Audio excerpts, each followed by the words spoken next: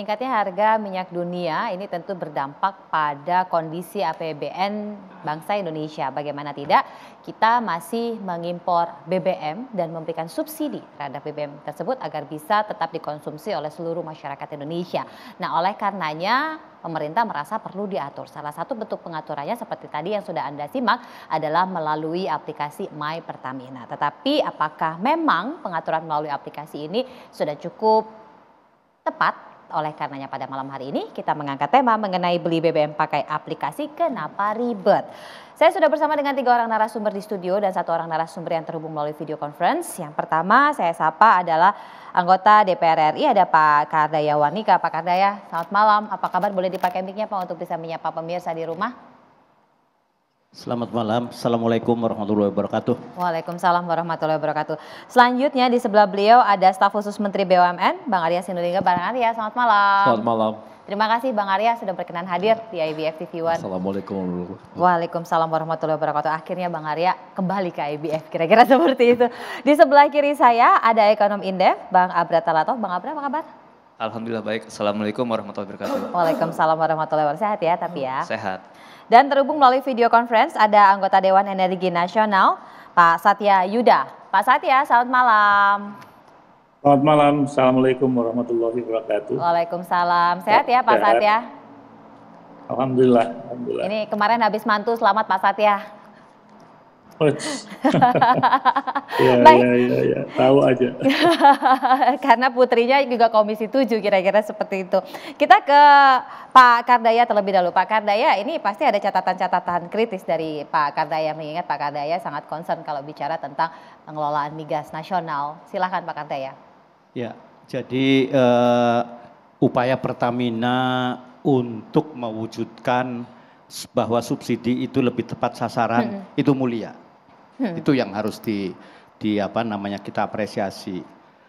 Lalu upaya yang melalui aplikasi melalui ini bukan hanya sekarang. Sudah lama ini dicoba sampai sekarang ya belum berhasil. Karena apa? Karena BBM itu adalah hajat hidup masyarakat. Nah, karena dia itu komoditas yang sangat penting, maka dia itu akan sangat memberikan dampak. Misalnya di negara-negara yang sudah maju seperti Prancis pun kemarin begitu harga migasnya naik, ada demo yang besar-besaran. Lalu di Kazakhstan harga LPG naik, dia dirombak kabinetnya. Dan statistik mengatakan yang paling banyak menjatuhkan pemerintah adalah masalah BBM. Karena BBM itu tidak hanya BBM ansih, tapi nanti kemana-mana. Nah sekarang mengenai rencana, saya katakan itu sangat mulia. Karena apa? Karena itu semua orang juga ingin bahwa subsidi yang dikeluarkan oleh negara itu tepat mengenai sasaran. Tapi saya memberikan komentar yang pertama, ini bukan urusan Pertamina. Ini urusannya pemerintah. Jadi mestinya tidak Pertamina yang di depan, tetapi Pertamina yang di belakang. Kalau Pertamina di depan, nanti ini bingung mana pemerintah, mana BUMN, mana perusahaan. Itu yang pertama. Yang kedua, ini membingungkannya itu adalah mestinya ya lihat aja yang sudah jalan di tempat-tempat lain. Misalkan parkir pakai kartu aja jalan, tol pakai kartu jalan, itu tidak ribet-ribet gitu. Permasalahan utamanya itu nanti tidak di masalah IT-nya, tetapi memilih siapa yang dapat. Ini yang akan ini. Nah, kalau memilih yang dapat, maka ini urusannya urusan pemerintah. Karena ini subsidi. Subsidi itu barang milik negara, uang milik negara, pemerintah yang jadi. Saran saya Pertamina mendukung sangat bagus, tetapi yang di depannya itu harusnya sesuai dengan tugas dan fungsinya, itu bukan Pertamina. Nanti akan terbalik. Pertamina ngurusi pemerintah, pemerintah nanti ngurusi perusahaan. Nah ini jadi pabaliut kata orang Jawa itu. Nah ini yang lalu yang berikutnya nanti kan pakai HP, pakai apa? Iya. Mestinya berpikir pemerintah Pertamina itu selalu mengatakan tidak boleh pakai HP di SPBU. Malah gambar HP dicoretnya tuh masih ada besar-besar. Nah sekarang kalau Pertamina menyarankan pakai HP, loh ini mana yang benar, mana yang salah ini? Pakai HP itu akan dikenakan tindakan, tapi kalau nggak pakai HP nggak bisa beli BBM. Jadi tolong dipikirkan lagi supaya apa yang regulate, apa yang disampaikan itu tidak bertentangan. Yang berikutnya lagi ini objeknya itu adalah rakyat kecil menengah ke bawah ya. Menengah ke bawah itu biasanya ya gagap teknologi, tidak punya prasarana, tidak punya ini. Itu yang harus dipikirkan. Dan kalau di daerah sampai saat ini itu masalah internet tuh agak masih ini. Jadi kalau internetnya tidak bagus, terjadi antrian, nanti bisa dampaknya itu bisa akan ini. Itu yang pertama. Lalu yang kalau menurut saya ini bagus, tapi pakai cara yang sederhana saja. Dari data-data yang ada, jangan dulu pikirin kendaraan CC-nya CC sekian, bukan itu, bukan kendaraan itu yang diatur, tetapi orangnya. Dari data-data itu maka dipilih si A dapat, si B dapat, si C. Kalau si A dapat itu lalu si A itu menyampaikan kendaraan apa yang dimiliki. Kalau yang dimiliki hanya motor, ya dikasih motor, jatah untuk motor. Katakanlah 1 bulan 60 liter misal. Jangan nanti dipakai 60 liter beneran, ini bahaya. Lalu punya mobil 1 hari 20 liter misalkan kali 25 hari kerja. Jadi berapa? Nah habis itu kasih kartu. Kartunya itu ya nebus di bank. Jadi dalam kartu itu dia punya katakanlah jatah misalkan mobil 500 liter sebulan. Dia bisa nyicil pokoknya 1 bulan 500 liter. Nanti ke SPBU tinggal gesek aja dia masih punya berapa gitu. Gesek gitu. Tiap ini gesek. Jadi bukan uangnya yang diinikan. Nah kalau nggak pakai gitu ya dia harus bayar harga non subsidi. Jadi di SPBU harganya harus non subsidi. Nah itu. Lalu pakai kartu ini itu akan misalkan nanti dipinjamkan ke orang lain, ya terserah. Jatahnya dia kalau dikasihkan orang lain terserah, tapi yang penting kan jatahnya gitu. Jadi ini hal-hal yang sederhana gitu. Jadi orangnya dulu yang di screen mana yang dapat, setelah itu mobilnya atau kendaraannya. Jangan dibalik, kendaraannya di CC segala macam itu enggak terlalu complicated gitu. Nah, satu lagi tolong angkutan umum. Angkutan umum harus bertahap, jangan buru-buru dibatasi. Kalau buru-buru dibatasi, di belakang angkutan umum itu ada penumpang. Penumpangnya itu masyarakat menengah ke bawah. Kalau terjadi sesuatu, penumpangnya yang akan gerak. Jadi itu. Lalu saya dengar mulai 1 Juli akan ada pendaftaran di Pertamina. Itu sangat baik pendaftaran, tapi sebelum pendaftaran sosialisasi. Tetapi lebih penting lagi bahwa ini tupoksinya Pertamina dan tupoksinya pemerintah itu harus jelas. Ini fungsinya pemerintah.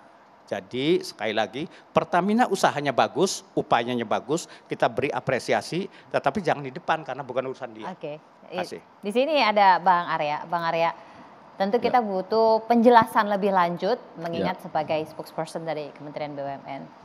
Ya, terima kasih. Mungkin yang pertama saya sepakat tadi bahwa ini adalah niat baik. Karena apa? Yang berhak mendapatkan subsidi adalah rakyat yang berhak. Jangan sampai orang yang nggak berhak itu mendapatkan barang subsidi atau energi subsidi. Nah itu satu. Yang kedua dari datanya ASDM itu mengatakan ternyata BBM bersubsidi itu itu ternyata dikonsumsi oleh 80%-nya itu oleh orang-orang yang nggak berhak. 20% hanya yang berhak. Nah, kembali lagi. Dan ini kan penting banget ya. Artinya memang karena apa? Pajak rakyat itu dipakai untuk subsidi ya harusnya dipakai untuk rakyat. Nah, itu yang pertama. Yang kedua, siapa yang berhak? Maka mulailah diminta kita, tadi sepakat juga, sebenarnya inilah ranahnya di ESDM di belakang, dia ini depan, tapi dia minta kita BUMN, Pertamina sebagai karena operator terdepan ada di SPBU, meminta kita untuk mendata dan melakukan pendaftaran. Jadi sebenarnya ini adalah pendaftaran. Nah, masyarakat perlu didaftar. Bagaimana cara mendaftar? Nah ini yang kadang-kadang, yang terangkat ini sebenarnya hanya My Pertamina, ini sayangnya. Sebenarnya ada 3 nih, 3 yang metode untuk mendaftar bagi rakyat. Yang pertama pakai aplikasi. Ya. Itu yang dia mengenal yang namanya handphone, smartphone lah gitu ya. Kalau dia nggak bisa di situ, maka dia bisa yang kedua lewat website. Ya. Websitenya My Pertamina, website ya. Jadi lihat di komputer atau lihat mana bisa. Yang ketiga, kalau yang kedua ini dia nggak bisa, dia bisa manual mendaftar di SPBU Pertamina. Jadi dia bisa mendaftar di SPBU Pertamina yang nggak punya handphone ataupun yang nggak tahu bagaimana mendaftar lewat website. Nah ini yang ketiga ini yang nggak terangkat, yang terangkat cuma aplikasi. Jadi rame di aplikasinya, padahal ada yang namanya manual. Jadi rakyat bisa datang ke SPBU mendaftarkan dirinya membawa semua administrasi yang dibutuhkan. Nah kemudian setelah itu nanti data tersebut akan diseleksi oleh teman-teman SDM. Karena yang punya hak menentukan siapa yang berhak dan siapa yang nggak berhak itu teman-teman SDM. Dan mereka yang nanti approve apakah orang tersebut terdaftar atau nggak terdaftar.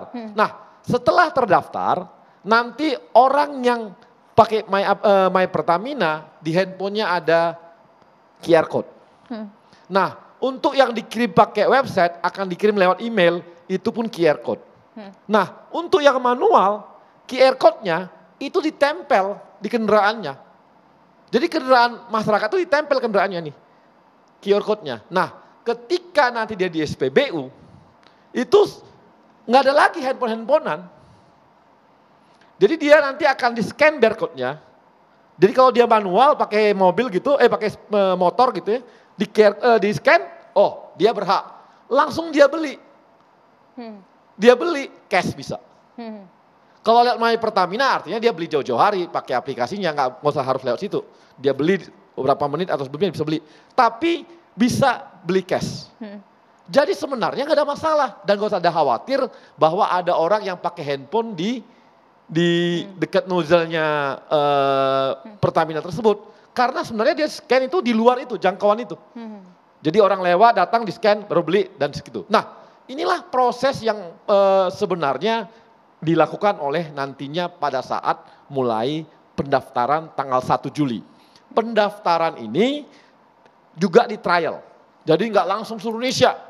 Di trial di 5 provinsi, 11 kabupaten kota di 5 provinsi. Provinsinya adalah ada Jogja, ada Jawa Barat, ada Sumatera Barat, ada Kalimantan Selatan dan satu lagi Sulawesi mana gitu. Nah itu ada di trial di 11 kabupaten di daerah lokasi tersebut. Nah dari trial tersebut akan akan dievaluasi di mana masalahnya. Nanti diperbaiki secara teknis. Jadi sebenarnya yang heboh kan orang semua ini aplikasi Pertaminanya yang heboh gitu ya. Tidak mau lihat ada poin 2 dan ada poin 3 tadi. Jadi poin 3 manual bisa. Jadi nanti itu malah seperti kartu petani yang ditempel di kendaraannya. Yang akan di-scan ketika dia mau beli. Dan belinya kembali lagi bukan bisa pakai handphone tapi sebelumnya tapi bisa pakai cash juga.